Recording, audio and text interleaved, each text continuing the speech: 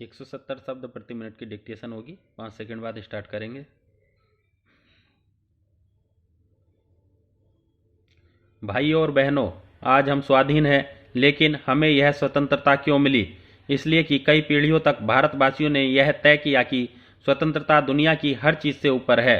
उन दिनों स्वतंत्रता, शिक्षा, बेहतर रहन सहन और पारिवारिक जीवन, यहाँ तक कि अपने जीवन से भी ऊपर मानी जाती थी। हमारे उन पूर्वजों के ऐसे विचारों के कारण ही हम आज स्वतंत्र हैं। यही हमारी समस्या है।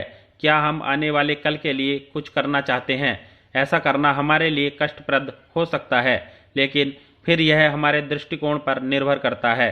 अगर आप उन लोगों से जिन्होंने स्वतंत्रता संग्राम में भाग लिया था यह पूछे कि उनके जीवन के सबसे सुखद क्षण कौन से थे, वे जो उन्होंने आराम में या किसी सुरम्य पहाड़ी स्थान पर बिताए, या वे दिन थे जबकि वे कष्ट झेल रहे थे या एकांत कारावास की यातना भोग रहे थे, उस समय को वे सबसे अच्छा समझते हैं, क्योंकि तब वे अपना सब कुछ ऐसी चीज के लिए न्योछावर कर रहे थे जिसमें उनकी आस्था थी। वही सच्चा सुख है। एक पर्वतारोही को ही लीजिए, शिखर पर चढ़ जाने के लिए वह क्या कुछ नहीं सहता। उसे हर कदम पर तकलीफ है, परेशानी है, सांस लेना मुश्किल है, बर्फ से किसी अंग के मारे जाने का खतरा है, निमोनिया का खतरा है, फिर भी वह अपने सुख के लिए यह सब कष्ट झेलता है। न तो इसके लिए उसे वेतन मिलता है और न ही उसे ऐसा करने के लिए विवश किया जाता है। उसे इससे आनंद मिलता है क्योंकि इसे करने में उसका शरीर और मस्तिष्क पूरी तरह से लगा हुआ है। लेकिन हर व्यक्ति को पर्वतारोहण से ही सुख मिले ऐसा नहीं है। फिर भी चाहे हम छोटे कार्य ही क्यों न कर रहे हों, हमें उस सच्चे दिल से कार्य करना चाहिए और हमारी बराबर यह कोशिश होनी चाहिए कि हम दूसरे लोगों और सर्वहित के लिए अधिक से अधिक कार्य करें। मेरे पिता कहा करते थे कि स्वतंत्रता संघर्ष के दिनों में भारतवर्ष को ऊंचा उठने का कारण यह था कि उस समय बहुत से लोग अपने से कहीं ऊंचे हित को प्राप्त करने के लिए लगे हुए थे, और क्योंकि वे इस बड़े कार्य में लगे हुए थे, वे आम साधारण लोग एकदम महान हो गए। बहनों और भाइयों, आपने देखा होगा कि जब कभी कोई कठिनाई हमारे सामने आई तो स्त्रियां हमेशा सबसे आगे रहीं, अपनी परीक्षा में खरी उतरी। उन्होंने देश या समाज के लिए बड़ी बड़ी कुर्बानियां की।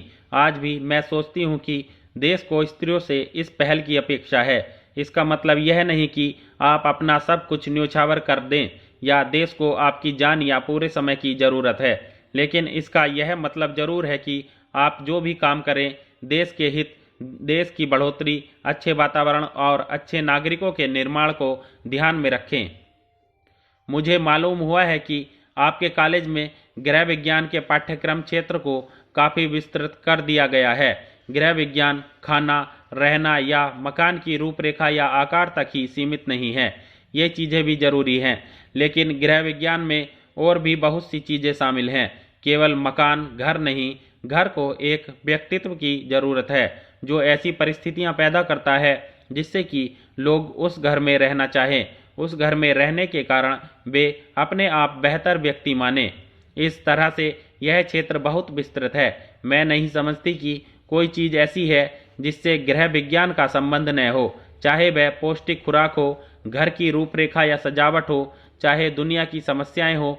अगर एक माँ को यह नहीं पता है कि देश विदेश में क्या हो रहा है तो वह एक सुदृढ़ नारी नहीं है और इस कारण अपने घर को भी सुरुचिपूर्ण नहीं बना सकती। अतः गृह विज्ञान पूरे विश्व से ही संबंध है।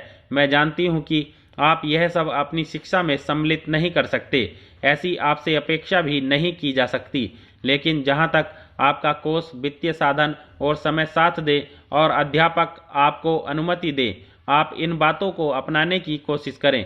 हमें यह कभी भी नहीं सोचना चाहिए कि घर एक तंग जगह है। एक अंग्रेज दार्शनिक ने यह सुनकर आश्चर्य प्रकट किया था कि घर को नीरस जगह माना जाता है। उनका कहना है कि केवल घर ही एक जगह है जहां मैं जो चाहे कर सकती हूं, तो वह नीरस कैसे हो गया? किसी भी दूसरे की जगह नीरसता दे सकती है, अपनी नहीं। महोदय, हमारे समाज में जहां धनी लोगों के मुकाबले गरीबों की संख्या कहीं अधिक है, एकाधिकार का विशेष स्वाभाविक है। हमारे देश के लोगों के मन में आमतौर पर यह धारणा है कि औद्योगिक उत्पादन का लाभ केवल थोड़े से लोगों को मिला है। हमारे वित्तीय संस्थानों, बैंकों द्वारा सही नीतियां अपनाए जाने से आर्थिक शक्ति को केंद्रित होने से रोका जा सकेगा। यह बात युक्ति संगत लगती है कि छोटे मालिकों की अपेक्षा बड़े बड़े उद्योग समूह अपनी परियोजनाओं के लिए आवश्यक पूंजी का अधिकतर भाग स्वयं जुटाएं। यद्यपि विकास की दर बड़ी महत्वपूर्ण चीज है, लेकिन इसी के आधार पर विकास को आंकना ठीक नहीं होगा, बल्कि यह देखना होगा कि राष्ट्रीय उत्पादन का क्या स्वरूप है और विकास से किस प्रकार की शक्तियां पैदा हुई। आम लोग सरकारी नीतियों के प्रति अपने पूर्वाग्रहों के अनुसार रुख अपनाते हैं। एक ही पार्टी में कई विचारों वाले लोग होते हैं। आपने कई बार कहा है कि योजना का आकार बहुत बड़ा है। साथ ही आपने यह भी कहा है कि आवश्यक ढांचा तैयार करने और उत्पादक औद्योगिक मदों में सरकार को अधिकाधिक पूंजी लगानी चाहिए। क्षेत्रीय विषमताओं को दूर करने के लिए अब हमें और जोरदार प्रयत्न करने हैं। राष्ट्रीय विकास परिषद की एक समिति इस पर विचार कर रही है। हम इस तरह नहीं सोचते कि एक राज्य दूसरे की अपेक्षा अधिक उन्नत व विकसित है। हमारी नीति क्षेत्र विशेष की आवश्यकताओं व क्षमताओं को देखकर तय की जाती है। आमतौर पर एक उन्नत व विकसित राज्य में भी कई इलाके ऐसे हो सकते हैं जो पिछड़े रह गए हों।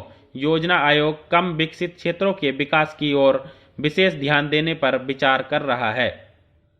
महोदय, आपने विदेशी पूंजी विनियोग एवं सहयोग का जिक्र किया है। इसमें संदेह नहीं कि चौथी योजना के कार्यान्वयन में इन दोनों की भूमिका बड़ी उपयोगी होगी। पिछले वर्षों के दौरान इस आशय की शिकायतें मिली हैं कि विदेशी निवेश और सहयोग संबंधी प्रस्तावों पर शीघ्र या उचित निर्णय नहीं किए गए।